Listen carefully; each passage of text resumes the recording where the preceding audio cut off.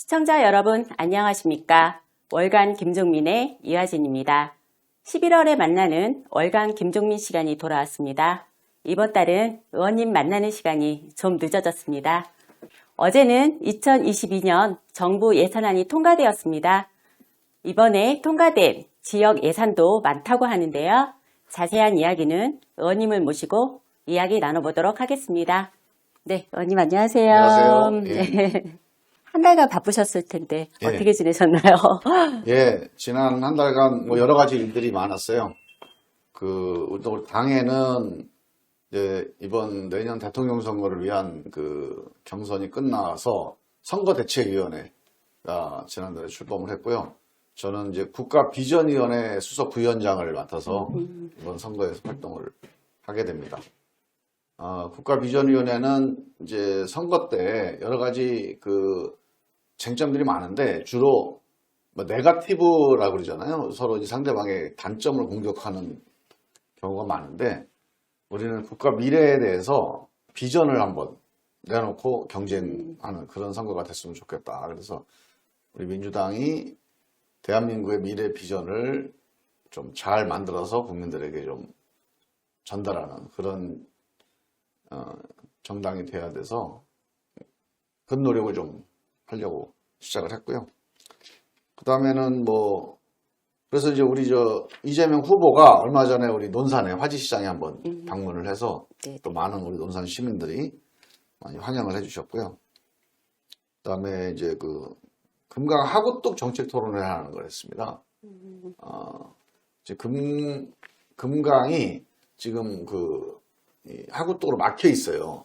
그래서 생태계도 이게 좀 지장이 있고 또 경제적으로도 이제 어업이나 이런 게 되게 많이 이제 다 막혀 있는데 이 하구뚝을 이제 해수 유통을 시켜버리면 어업이나 이런 것들을 또 많은 분들이 또 기회를 얻게 되고 그다음에 이제 배가 왔다 갔다 할 수도 있고 제일 무엇보다도 이게 금강이 살아나고 그다음에 갯벌이 살아납니다. 네.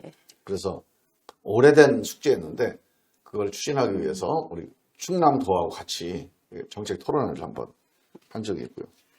그리고 얼마 전에는 계룡에 가서 우리 계룡 시민과의 대화, 이거 충남도에서 우리 양승조 지사님이 한 거거든요. 네. 그때 같이 가서 인사 좀 드리고 또 시민들 말씀도 듣고 그랬습니다. 민주당 대선 캠프 국가비전위원회 수석 부위원장으로 활동하고 계신 거로 알고 있습니다.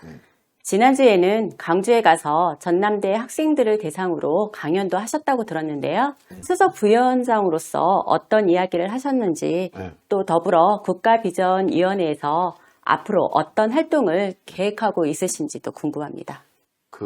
보통 이제 선거 때 되면 정권 교체 얘기가 많이 나와요. 지금도 정권 교체를 해야 된다 이런 여론이 50%가 넘는다고 이제 여론조사가 발표되고 있잖아요. 네. 근데 저는 이제 과연 정권 교체가 되면 대한민국이 좋아지냐 이걸 한번 생각을 좀 해볼 필요가 있다고 봅니다.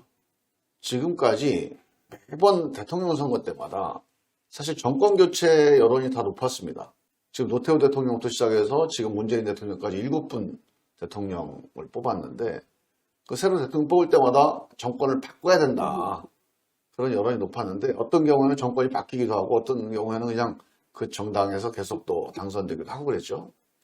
그러니까 정권 교체 여론이 높으냐 안 높으냐 하는 거하고 별개로 더 중요한 거는 그래서 어떤 대한민국 또 어떤 정부가 들어서서 어떤 일을 할 건 이게 더 중요하지 않겠어요? 네. 사실은 대통령 선거는 정권이 바뀌어야 된다 이 논리만 가지고 선거가 되는 건 아닙니다.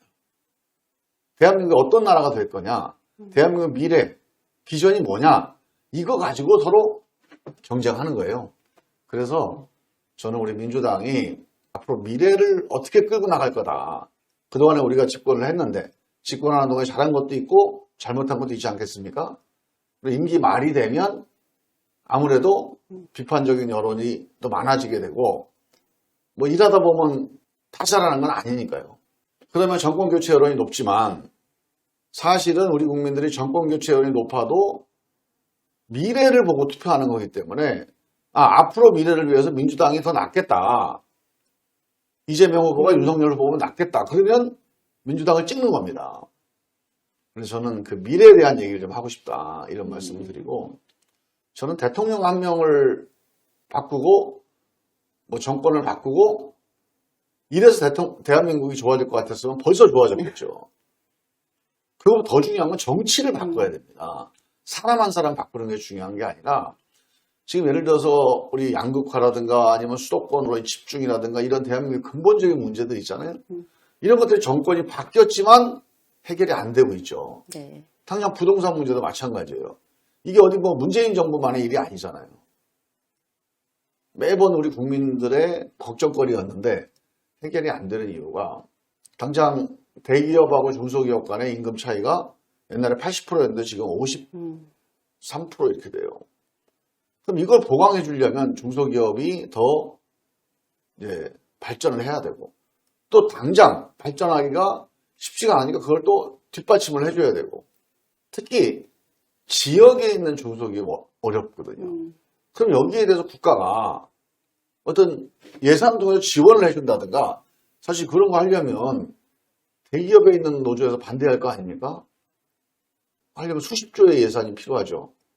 사실 이런 것들에 대한 어떤 사회적 합의, 국민적인 합의를 만들어내는 거 이게 사실 정당이나 정치가 해야 될 일인데 우리나라 정당이나 정치가 지금 이런 식의 어떤 민주적 합의를 만들어내기보다는 뭐 양극화 해결을 위한 어떤 큰 합의를 만들어내는 거 이런 거보다는 4년 내내 싸우잖아요. 정치를 또 싸움 안 하고 할 수는 없죠. 싸울 수 있습니다. 근데 선거 때 한 6개월 정도 서로 경쟁하고 싸우고 논쟁하고 하다가 또 선거 끝나면 3년 6개월도 열심히 합의하고 같이 협력해서 일을 하고 그래서 뭐 성과를 내고 양극화도 좀 해결하고 부동산 문제도 해결하고 이게 대통령이나 국토부 장관이 해결할 문제가 아니에요. 아주 근본적으로 우리 여야 간에 합의가 필요한 거거든요. 그런 것들을 해야 되는데 선거 때만 싸우는 게 아니고 4년 내내 싸우잖아요, 지금. 네. 그러니까 이 문제를 해결하는 게 사실은 우리 정치권의 가장 큰 문제입니다. 왜 정권 교체를 8번, 7번이나 했지만 이런 양극화 문제라든가 수도권 집중이라든가 이런 문제가 왜 안 풀리냐? 뭐 부동산이라든가 우리 교육 문제 보세요. 이 사교육 때문에 고생하는 게 하루 이틀이 아니잖아요. 이거 왜 해결 못하냐? 이거 해결하려면 간단해요. 저는 한 반에 선생님들 2명씩 더해서 3명의 선생님을 배치하면 됩니다. 25명 정도 돼요, 한 반에. 한 7, 8명씩 해서 선생님 한 명이 자, 애들하고 수업하다가 3명, 7, 8명씩 해서 3개 파트 나눠서 토론하고 또 그중에 부족한 애들 있으면 끝나고 방과 후에 지도해주고 그럼 학원 뭐하러 가요? 대치동에 일타 강사 때문에 학원 간다고 그러는데 그건 온라인에서 국가가 다 사가지고 틀어주면 돼요. 학원 가서 맞춤형 교육 받으려고 가는 거거든요. 사교육 하는 거예요. 그러니까 그런 것들 하려면 또 몇 조 원의 예산을 우리가 써야 돼요. 그러니까 그런 것들에 대한 사회적 합의. 근데 우리가 국민들 원한다고 하면 할 수 있잖아요.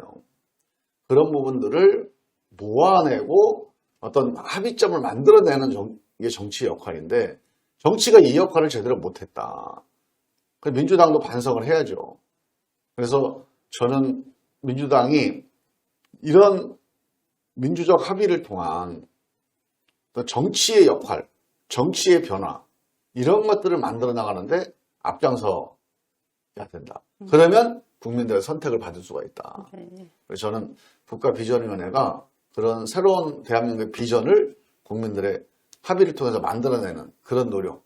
그리고 이게 이제 이번 대선에 민주당이 정말 미래로 나가려고 하는 거구나 하는 거를 좀 국민들께 좀 전달하려고 하는 겁니다. 네, 네, 잘 들었습니다. 미디어 혁신 특위 간사를 맡으셨다고 들었습니다. 미디어 혁신과 관련해서 또 특위에서 지금까지 진행된 사항과 특별위원회의 목표는 또 무엇인지도 궁금합니다. 미디어 특위가 지난번에 이제 뭐 가짜뉴스 때문에 이제 쟁점이 된 적이 있어요. 그때 이거에 대해서 징벌을 좀 하자. 손해배상을 그 손해배상액의 5배까지 물릴 수 있게 법을 만들자. 그랬더니 이제 언론계에서 뭐 언론 탄압이다 이러고 반대를 했잖아요. 그래서 결국은 통과가 안 됐어요. 그러니까 표결을 못했습니다. 본회의까지 갔는데. 그래서 단순히 이 징벌배상만이 아니라 이게 단순히 징벌을 세게 한다고 해결될 문제가 아니고 되게 여러 가지가 맞물려져 있습니다.